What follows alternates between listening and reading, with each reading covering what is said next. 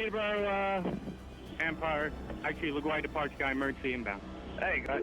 Cactus 1529 over the George Washington Bridge. Wants to go to the airport right now. Wants to go to our airport. Check. Does he need assistance? Yes. It was a bird strike. Can I get him in for runway 1? Runway 1, that's good. Cactus 1529, turn right 280. You can land runway 1 at Teterboro. We can't do it. Okay, which runway would you like at Teterboro? We're going to be in the Hudson. I'm sorry, say again, Cactus? You get anybody, you send them right over to the Lincoln Tunnel. We had a Cactus Airbus go down in the water.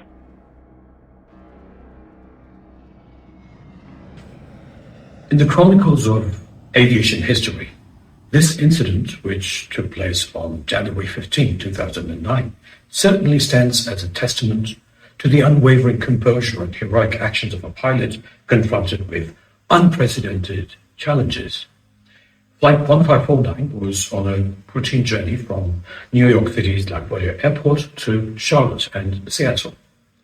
Captain Chesley Sully Sullenberger found himself in a dire situation when his Airbus A320, less than 2 minutes after being airborne from LaGuardia Airport, hit a flock of Canada geese and both its engines failed. Maintaining an extraordinary level of calm, he communicated with the efficient air traffic controller, who offered various options for finding a quick landing site. In response to the suggestion of landing on runway 13, Captain Sullenberger calmly conveyed, "We are unable. We may end up in the Hudson." When asked about landing at nearby Teterboro, he again calmly responded, "We're going to be in the Hudson," and he executes an emergency water landing. Just listen to his voice. Does he sound like his aircraft could crash at any moment? Just observe his composure. All 155 passengers and crew on board survived the incident. This extraordinary accomplishment, commonly known as the miracle on the Hudson, genuinely encapsulates the core of a pilot's duty, which is ensuring the safety of those entrusted to their care amid adversity. Reflecting on this event, I draw parallels between a pilot's calm resolve and the profound principles guiding life as outlined in the Srimad Bhagavad Gita. The Gita enlightens individuals to always maintain composure, treating alike pleasure and pain, gain and loss, and victory and defeat, echoing Captain Sullenberger's composed decision-making during the crisis. In the aviation world, a pilot's ability to manage diverse situations parallels the trait observed in highly successful individuals across various domains. The key factor that can be found in such people is refraining from letting emotions such as fear and desperation cloud their intelligence and fostering calm and rational thinking, a lesson reinforced in the Gita. Self-awareness forms the foundation of navigating life's challenges with clarity. It was a time many years ago when I started taking flying lessons at a flying school in my city. I had the honor of being trained by one of the oldest flight instructors in the world. One of my 3 flight instructors was 91. His lessons on steep turns, simulated power failure, and spin and stall recovery were exhilarating. Just before he would put our Cessna 172 aircraft in an unusual attitude leading to a spin, causing high stress and disorientation, he would nudge me with his left elbow and in German advise me not to panic, but to keep calm and follow the recovery sequence he taught me on the ground. I would systematically follow the spin recovery sequence known by the mnemonic PARE, P-A-R-E, which I had already internalized well, and bring the aircraft out of the spin and back into control to receive appreciation from him. Each and every lesson with my nonagenarian flight instructor is still fresh in my memory. The excitement and thrill of my new hobby were topics that inevitably surfaced in conversations with friends, colleagues, and others. I shared this with a family friend of mine who is a passionate aviator and senior captain with Indian Airlines. He appreciated my decision and wished me all the very best. He recounted his own journey, starting with a small single-engined aircraft, as all pilots do, and gradually developing skills and experience to become the captain of an Airbus aircraft. What he said that day left a profound impact on me. He described the flight deck he piloted as an air-conditioned office high up in the skies. In his workspace, high above the ground, his responsibility was to manage sophisticated instruments, systems, and equipment, offering inputs only when necessary. Modern aircraft technology is so advanced that it requires attentive management handled by a well-trained and well-experienced pilot, with the systems autonomously managing the flight. However, in emergencies, pilots rely on their extensive training and experience to confront and navigate any situation, ensuring the safe landing of their aircraft.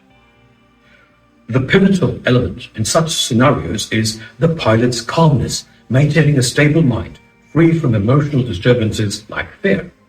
This enables them to make intelligent judgments, prioritizing passenger safety. The question that came to my mind was, why don't I apply the same to my life and manage my life as pilots manage their sophisticated aircraft? Learning to master one's own mind and maintaining mental equanimity at all times is ultimately one of the prime teachings in the Srimad Bhagavad Gita. In our quest for wisdom and courage, let's find inspiration in the remarkable moments of aviation history, where pilots demonstrated composure, emerging as true heroes and saving countless lives, both in the air and on the ground. You may have observed that highly successful individuals across various domains invariably share a common trait: the ability to calmly and comfortably manage diverse situations and challenges in life, work, or any pursuit. Two of the simplest yet crucial principles they adhere to are refraining from allowing emotions to cloud their intelligence and persevering in their work even in the face of adversity. Emotions not only impede the intelligent functioning of the brain, but also obstruct critical as well as constructive thinking. Emotions primarily seek to gratify a person's assumed self or ego by satisfying its perceived entitlements. The self-image one holds is often a mental projection of an idealized version of himself or herself, deviating from reality. Decisions rooted in this false foundation or illusion can lead to detrimental outcomes.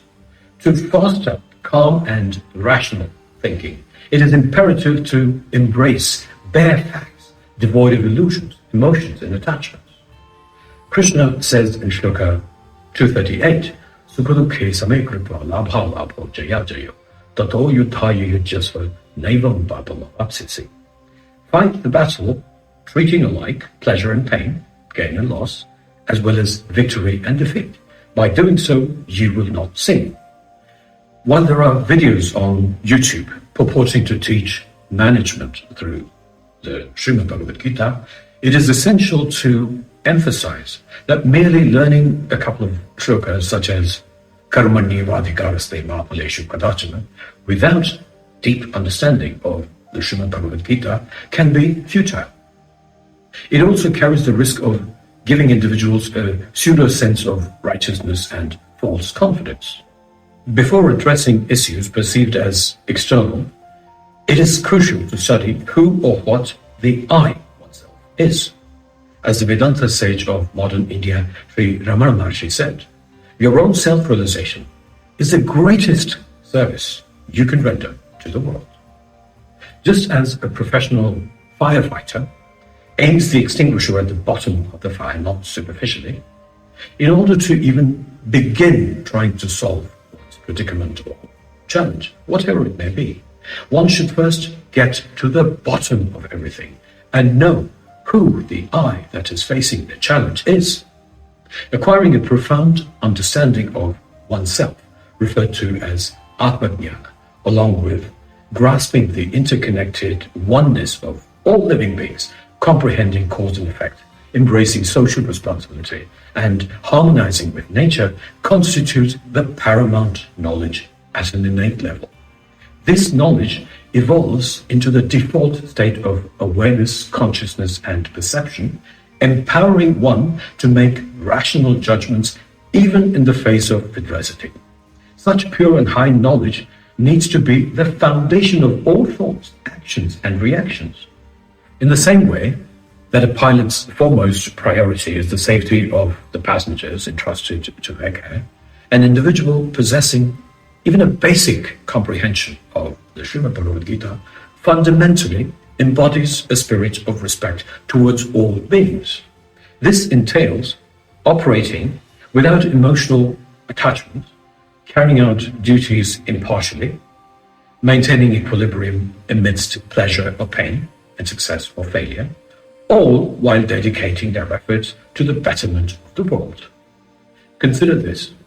When you embark on a flight, you find yourself seated literally within a claustrophobic aluminum tube shooting through the sky at speeds not very far away from the speed of sound. Now, typically, before boarding the plane, you don't delve into the details of the captain's identity or their level of training and experience, do you? Instead, you naturally assume that the airline employs competent pilots who will safely transport you to your destination. Behind all of these assumptions and your trust in the airline and its captain lies the firm trust that the captain possesses the capability to exercise sound judgment, ensuring the safety of passengers.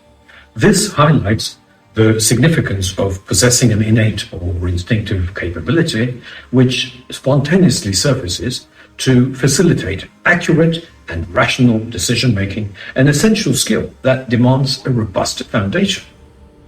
For a pilot, this foundation is built upon their training, while for everyone, including pilots, it is the knowledge of Vedanta that can enhance their proficiency in various aspects of life.